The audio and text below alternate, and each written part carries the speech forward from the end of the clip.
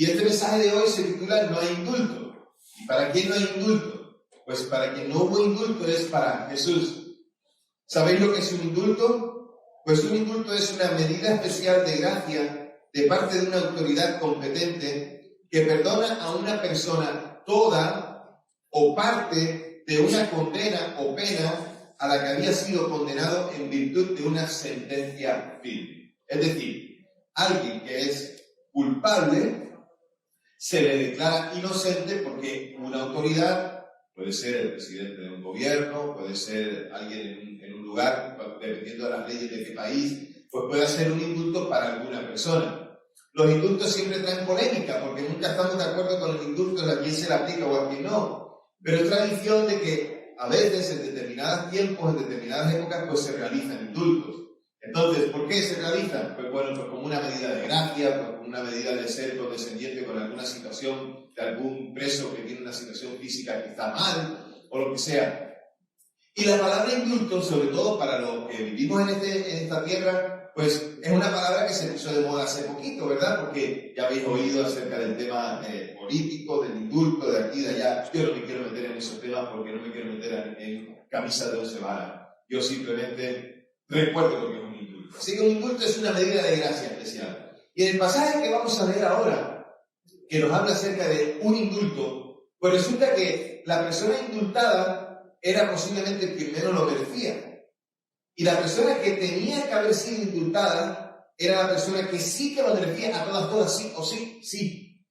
No hay otra manera. Pero sin embargo, Dios lo planeó o lo ideó de otra forma.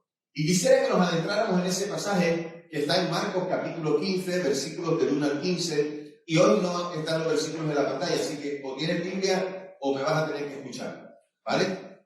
Así que te pido por favor que lo busques en tu Biblia. Puedes hacerlo a través de tu sistema de iPad o de móvil, o puedes, si tienes la Biblia en papel, pues excelente, ¿vale? Así que abre tu Biblia en el Evangelio de Marcos capítulo 15 y vamos a leer ahí lo que el texto nos dice. ¿Ya lo tienen? ¿Sí? ¿Lo han encontrado? Estupendo. Pues dice así la palabra del Señor. Y luego, muy de mañana, cuando los principales sacerdotes ya habían consultado con los ancianos, con los escribas y con todo el Sanedrín, después de atar a Jesús, lo llevaron y lo entregaron a Pilato. Y Pilato le preguntó: ¿Eres tú el rey de los judíos? Y respondiendo le dijo: Tú lo dices. Los principales sacerdotes le acusaban de muchas cosas, pero Pilato le preguntaba de nuevo diciendo: ¿No respondes nada? Mira de cuántas cosas te acusan. Pero Jesús, aún con eso, no respondió nada. De modo que Pilato se maravillaba. En la fiesta Pilato solía soltarles un preso, el que pidiera. Y había uno que se llamaba Barrabás, preso con los rebeldes que habían cometido homicidio en la insurrección. La multitud se levantó y comenzó a pedir que les hiciera como acostumbraban. Entonces Pilato le respondió diciendo: ¿Quieren que les suelte al rey de los judíos? Porque sabía que por envidia lo habían entregado a los principales sacerdotes. Pero los principales sacerdotes incitaron a la multitud para que les soltaran a pie a Barrabás. De nuevo intervino Pilato y les decía: ¿Qué pues quieren que haga con él, con el que llaman el rey de los judíos? Y de nuevo gritaron: ¡Crucifícalo! Y entonces Pilato les dijo: Pues ¿qué mal ha hecho? Pero lanzaron gritos aún más fuertes diciendo: ¡Crucifícalo! Entonces Pilato, queriendo satisfacer al pueblo, les soltó a Barrabás y entregó a Jesús, después de azotarle, para que fuera crucificado. Como podemos ver, el episodio que sigue, o el relato que ahora nos toca, viene después de la entrega de Jesús, de cuando Jesús fue entregado por Judas, cómo le traicionó. Viene después de aquellos relatos que ya hemos contado acerca de cómo Pedro le negó a Jesús después de que el gallo cantara 3 veces. Entonces, que el gallo cantara 2 veces, Pedro le negó 3. Entonces, hemos visto todo eso. Ahora ya está Jesús ya preso y ha sido detenido. Se celebró incluso la Santa Cena, la Pascua, donde él celebró aquella última cena con sus discípulos, recordándoles que la volverían a tomar cuando él viniera en su reino, y que cada vez que la tomaran recordarían y anunciarían la venida, el sacrificio de Jesús y su venida, todas aquellas cosas. Y ahora Jesús ya está en manos de aquellos que lo van a acusar, está en manos de aquellos que le van a señalar para hacer el sacrificio. También hay una frase ahí del sumo sacerdote Caifás, que era el que estaba en aquel tiempo, que llegó a decir que era necesario que muriera alguien para poder salvar al pueblo. Pero no era en el sentido de salvación eterna, no era de salvación de los pecados, sino lo que quería Caifás era salvarse a sí mismo, salvar a Sanedrín, salvar a Israel, porque pensaba que aquel hombre llamado Jesús, que es Dios, había venido para usurpar el lugar de Dios. Sin embargo, ellos no reconocieron que Jesús era Dios. Así que ellos están allí, lo llevan delante de Pilato, porque el Sanedrín, los líderes religiosos, no tenían autoridad para condenar a nadie. Ellos no tenían autoridad para declarar o sentenciar a muerte a nadie. Y además, ellos mismos querían no ser acusados de haber matado. Salud, amigo. Llevo un rato aquí con el estornudo llevo aquí, me está mareando el estornudo Llevaba un rato aquí. No es COVID,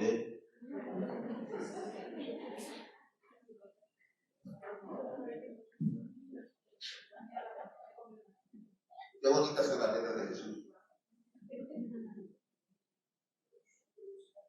Hay una que está apagada. Vale, ya estoy otra vez. Decía que el Sanedrín no tenía autoridad ninguna para poder matar o sentenciar a muerte a alguien, y también ellos a su vez querían como que esa culpa no estuviera sobre ellos. Así que llevan a Jesús como preso, lo llevan delante de Poncio Pilato, que era el gobernador de aquella región. Debemos tener en cuenta los textos que son paralelos y que nos hablan acerca de este momento, de este no juicio, porque aparentemente es un juicio, pero no fue un juicio, fue una sentencia rápida después de un interrogatorio. Los textos del Evangelio de Mateo nos hacen referencia a dos episodios que suceden también, que son interesantes y cuando menos dignos de ser tenidos en cuenta en cuanto a Pilato. El sueño que tuvo la esposa de Pilato acerca de Jesús y la advertencia que la esposa de Pilato le hace a Pilato diciendo: cuidado con este hombre, no le hagas nada porque algo en sueños he tenido de que dice que este hombre es inocente. Y la otra cosa que se menciona en el Evangelio de Mateo es el famoso lavamiento de las manos, que lo usamos para un montón de ejemplos en un montón de cosas, ¿verdad? De cómo Pilato se lavó las manos en aquella situación delante de todo el mundo. Y por otro lado, Lucas, el otro evangelista que habla acerca de este relato, aporta los datos del cargo formal presentado ante Pilato, es decir, aquella cosa de la cual acusaron a Jesús los miembros del Sanedrín, aquel sumo sacerdote, el viendo el estornudo que me está mareando, aquel sumo sacerdote y aquel Sanedrín que traían una acusación, en el Evangelio de Lucas sí que está completamente presentado. Así que, y también el otro episodio es como Pilato, antes de condenarle, buscando otro veredicto, lo envía a Herodes, para que Herodes sea el que lo examine, y Herodes tampoco, encontrando ninguna culpa de él, lo vuelva a mandar a Pilato. Así que no se trata de un juicio, como decía, se trata de una consulta, se trata de buscar una acusación y hacerlo rapidito. ¿Y por qué rapidito? Porque la Pascua y el día de reposo estaba cerca y todo tenía que hacerse muy rápido. Así que el nombre de Pilato se menciona en estos pasajes solamente para recordarte, y solo se menciona aquí, no hay más datos acerca de Pilato. De hecho, su paso por la historia de Roma y del Imperio Romano y como gobernador de aquella región pasa como desapercibido. En el tiempo de que Pilato gobernó aquel lugar, pues no hay ningún acontecimiento que sea digno de ser relevante, o ni siquiera juega un papel en el imperio que sea relevante. Así que no se explica nada respecto a quién es, de dónde viene, cuál es su procedencia o por qué se encontraba en Jerusalén. Pero sí que suponemos que Pilato era, por lo que conocemos por Flavio Josefo, que era el historiador de aquella época, dice que era el quinto procurador de Judea, que gobernó en Judea durante los años 26 al 36 después de Cristo. Y su residencia estaba en realidad en Cesarea, estaba alejado de Jerusalén. Pero vino a Jerusalén ¿con qué motivo? Porque se iba a celebrar la Pascua. Y generalmente en la época de la Pascua, ya recordáis que comenté que cuando se celebraba la Pascua venían de todas las regiones venían a celebrar la Pascua. Todos los judíos que estaban en la diáspora, aquellos que estaban muy lejos, tenían que venir y venían a celebrar la Pascua. Y se quedaban en las casas, y se quedaban en los mesones, y se quedaban donde podían, y en las regiones alrededor también. Así que Jerusalén se llenaba. Y Poncio Pilato, que era el procurador de esa zona, de Judea, él estaba allí porque quería estar en medio de aquella situación por si acaso hubieran revueltas. Es posible que el Imperio Romano, sabiendo de que eso se ponía de gente así, ¿vale?, pues enviara a más soldados para evitar algún tipo de revuelta, de sublevación o de oposición al Imperio Romano. Esa es la razón por la que se supone que Poncio Pilato estaba en Jerusalén. Y su residencia temporal era el palacio de Herodes el Grande, el que había comenzado aquella saga de los Herodes. Así que esto no fue un juicio, fue un interrogatorio, fue una acusación manifiesta y fue un interrogatorio de parte de Pilato. Y la respuesta del maestro, versículo 2, la respuesta del maestro nos llama la atención, porque su respuesta es decir, tú lo dices. Algunos piensan que era una afirmación, otros dicen que ni era afirmación ni era negación, pero en realidad cuando le dices sí, tú lo dices, estaba dejando una duda ahí en el aire. ¿Para qué? Para que siguiera un interrogatorio. Y aunque no lo tenemos escrito todo, posiblemente aquello no fue simplemente dos preguntas. Aquello fue un tiempo bastante extenso, probablemente. No se especifican todos los cargos. Marcos prefiere no mencionarlo, pero como te dije, Lucas sí. Marcos prefiere no mencionarlo para no repetir todas aquellas acusaciones. Y lo que llama la atención en este momento es el silencio del siervo sufriente, del cual nos habla Isaías. El silencio de aquel que iba a ser crucificado, que no abrió su boca en ningún momento para defenderse. Así que el episodio ahí con Barrabás es interesante desde el punto de vista histórico, pero también tiene algo de relevante en el sentido teológico y espiritual para nuestras vidas. Porque la costumbre, conforme a la historia y lo que se hacía, era indultar a un preso en aquellas fiestas que eran importantes. En aquel momento en el que se celebraba algo importante, siempre se ponía en libertad a un preso al cual se le indultaba. Así que era una manera de que los gobernadores de aquella región se intentaban ganar al pueblo con su benevolencia. Intentaban que aquellos que habían sido acusados y que eran del agrado del pueblo, entre comillas, pues los liberaban. ¿O para qué? Para evitar pues que hubiera tumultos, para congraciarse con el pueblo, para que el pueblo los admirara tal vez, o que los siguiera, o que vieran ellos un poquito de votar. Así que Barrabás debía haber sido el cabecilla de alguna revuelta que se había hecho anteriormente, y había sido detenido por esa revuelta. Y posiblemente en aquella revuelta, en la que tendría algunos hombres a su lado que se levantaban contra el Imperio Romano y contra Roma y que peleaban contra los soldados, posiblemente fue detenido, y aquellos que se levantaron junto con él, el Imperio Romano, o sea, los soldados romanos, el ejército romano tan poderoso, pues seguramente los aplastó rápidamente y ya está. ¿A quién le pregunta Pilato a aquellos que estaban allí? Que era una pregunta dirigida no al pueblo que estaba en aquel lugar, sino a los que traían la acusación. Y los que traían la acusación, ¿quiénes eran? Los líderes religiosos de aquel tiempo, los fariseos, los saduceos, aquellos maestros de la ley, los escribas. ¿A quién queréis que indulte? Si lo parafraseamos un poquito, ¿a quién queréis que os suelte? ¿A quién queréis que libere? Entonces le dice, ¿a Barrabás o a Jesús? Así que a Jesús llamado el Mesías. Y la multitud optó por quedarse con el delincuente y rechazar al Salvador del mundo. La multitud prefirió al delincuente antes que al Salvador del mundo.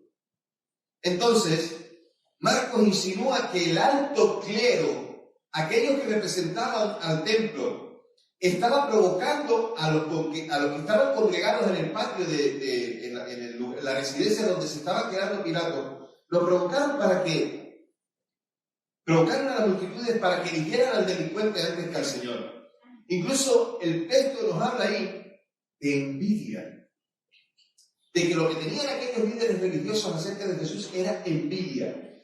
Y en cierta manera es verdad, porque Jesús había atraído sobre él a todos aquellos que estaban a su alrededor. Jesús había atraído a las multitudes por la predicación que tenía, por sus enseñanzas, por su cercanía, por los milagros. Jesús atraía a todos aquellos. Y claro, el Sanedrín y aquellos líderes religiosos eran dejados de lado por el pueblo. Pilato, con su evidente cinismo, conoce la malicia de aquellos líderes religiosos, representantes de la religión y supuestamente del acercamiento de los hombres a Dios. ¡Wow!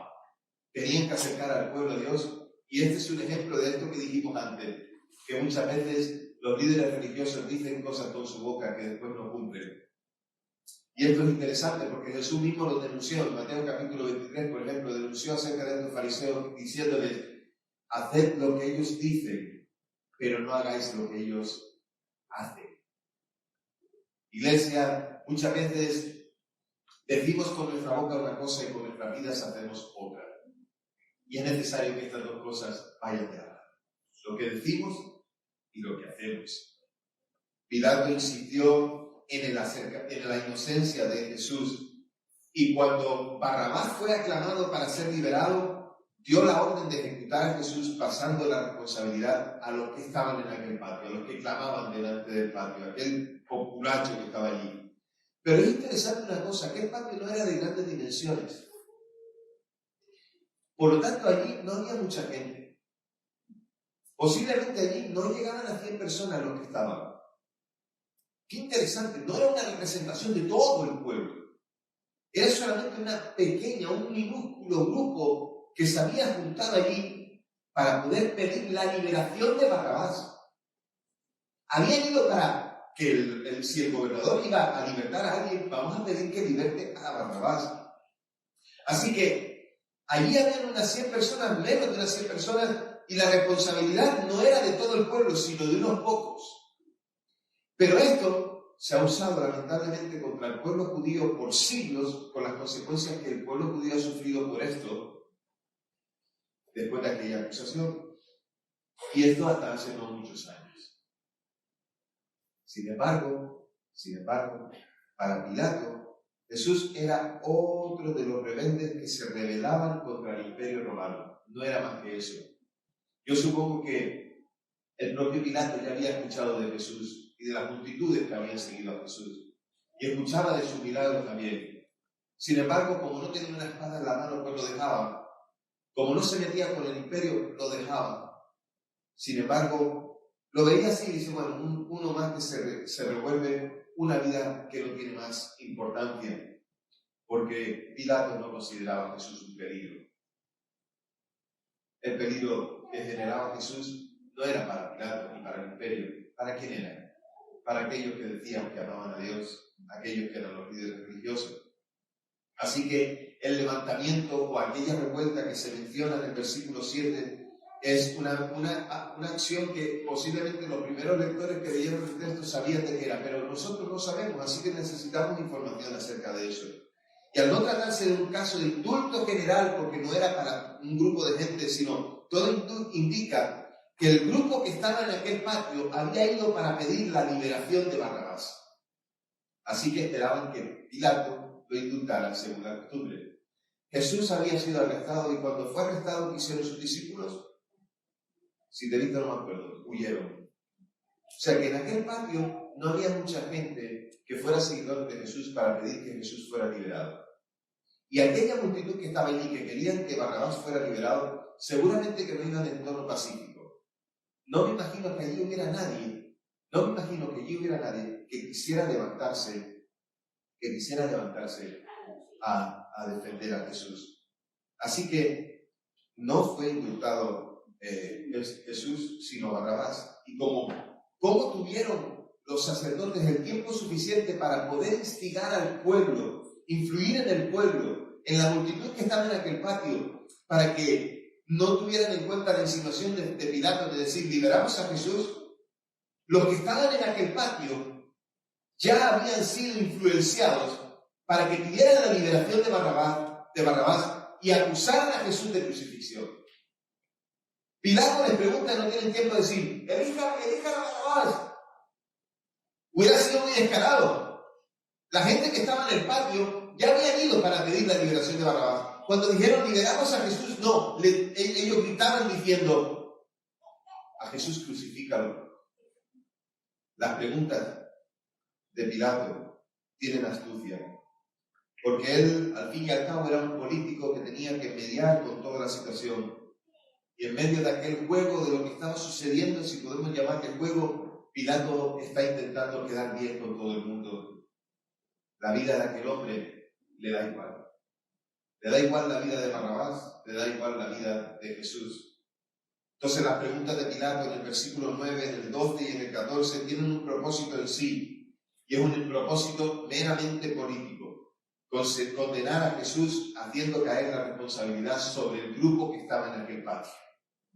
La expresión queriendo satisfacer al pueblo del versículo 15 podría hacernos pensar que se trataba de una población, podría hacernos pensar que se trataba de toda la población de Jerusalén, pero no, eran un grupo pequeño que estaban allí y además influenciados por los líderes religiosos. Pilato entonces ordena azotar a Jesús. Y lo ordena azotar antes de mandarlo a la crucifixión. De ahí aquel lavamiento de las manos, como diciendo, yo no soy culpable de esto. Lo normal era atar al preso a una columna o poste y proceder a azotarle con un látigo hecho de tiras de cuero que en la punta tenía un metal. En cada punta metales. El preso era azotado cruelmente hasta que se llevaba a cabo el destrozo de su pecho y de su espalda. Jesús en aquel momento, antes de la crucifixión, cuando fue azotado cruelmente. Sufrió aquel castigo que no merecía por una razón. Todo este relato, iglesia, nos muestra que Jesús no fue indultado porque algunos no querían que lo fuera. Ni siquiera tuvo un juicio digno, ni tuvo tampoco quien le defendiera. Ni siquiera nadie estaba allí para defenderle, ni él mismo se defendió. No fue indultado él, sino fue indultado el otro que estaba a su lado, aquel delincuente que sí que era culpable. Y podemos pensar, iglesia, que esto fue una injusticia. Podemos pensar que aquello no merecía haber ocurrido. Y oye, lo fue. Fue una injusticia, visto con los ojos de los hombres, visto con los ojos de la ley, visto con los ojos del derecho. Aquello fue un juicio injusto. Pero también, ¿saben qué? Ese era el propósito de Dios para él. Ese era el propósito de Dios para su Hijo. Aquellos que participaron en este relato, Pilato, los líderes religiosos, aquel pequeño grupo que representaba al pueblo, se supone, aquel grupo pequeño y toda esa gente que estaban allí, solo eran participantes de algo que ya estaba, que se iba a suceder. No podemos decir que aquellos que culparon a Jesús para que fuera condenado estaban allí simplemente porque ellos tenían esa intención, sino que aquellos que estaban allí acusando a Jesús en aquel juicio injusto estaban allí porque tenían que cumplir la voluntad de Dios. Suena fuerte, estremece las entrañas saber que era así, pero así es. Iglesia, que nadie se engañe, amigos que estáis aquí, nadie se engañe. Quien llevó a Jesús a la cruz y a la muerte fue el Padre. Dios le llevó a aquella cruz. Dios fue el que le llevó hasta allí. Y sin el sacrificio de Jesús no hubiéramos tenido nosotros el perdón de los pecados.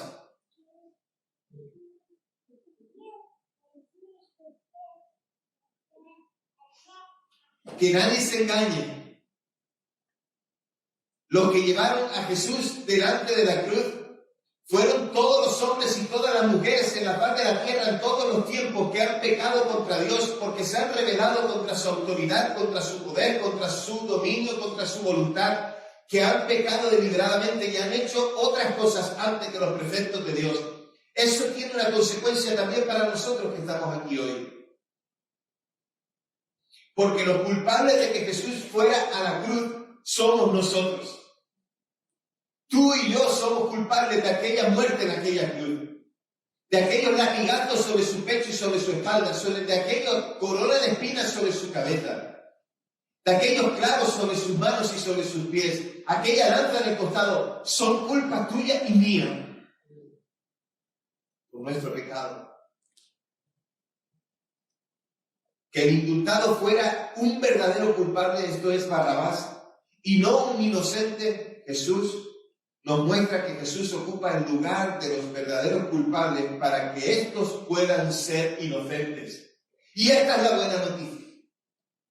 Jesús ocupa nuestro lugar para que nosotros podamos ser declarados inocentes, para que podamos ser libres, para que podamos tener perdón de pecados, para que podamos reconciliarnos con Dios y disfrutar de la vida eterna, disfrutar con Él por la eternidad en su presencia. El lugar de Barrabás también es nuestro lugar, el tuyo y el mío. El lugar del indultado es también nuestro lugar. Jesús se hace culpable aún siendo inocente para que los verdaderos culpables sean declarados libres de toda culpa. La historia además nos dice que Barrabás fue libertado, pero que no aprovechó aquella oportunidad, ni siquiera se fijó en Jesús como el Salvador, como el Hijo de Dios que viene a perdonar pecados. Y no me extrañaría nada que Barrabás también hubiera estado en algún momento en aquellos discursos que Jesús hacía, en aquellas enseñanzas que Jesús hacía. Dense cuenta que en aquellos tiempos no había telediario, no había prensa, pero por todos lados se corría la voz de un hombre llamado Jesús que hacía cosas extraordinarias. Y de la misma manera que conocemos textos que sí que están en los que nos dicen que un hombre llamado, ¿cómo se llama ahora el que se subió al árbol psicólogo? Zaqueo. Que un hombre llamado Zaqueo, un publicano, estaba escondido en un árbol mirando a Jesús. ¿Por qué no podía estar Barrabás también allí? ¿Por qué no podía estar alguno de aquellos allí, escuchando lo que Jesús decía? Pero Barrabás nos dice la historia que salió de aquel lugar mirando a Jesús y tampoco pudo ver a Jesús que era el Salvador de su alma. Pensaría que aquel Jesús era el tonto que sustituiría a un listo que sabía defender la causa. ¿Qué causa? Liberar a Israel del Imperio Romano. Pero Barrabás se equivocó.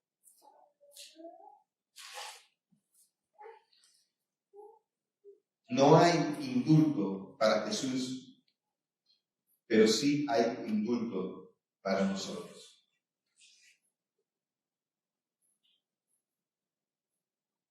Barrabás murió en la siguiente revuelta, nos dice la historia. Perdió la oportunidad. Y hoy hay muchos que también pierden la oportunidad, porque piensan que son inocentes, porque piensan que no han hecho nada contra Dios, porque dicen no tengo pecado, no tengo nada de que arrepentirme. La Biblia dice, por cuanto todos pecaron y están destituidos de la gloria de Dios.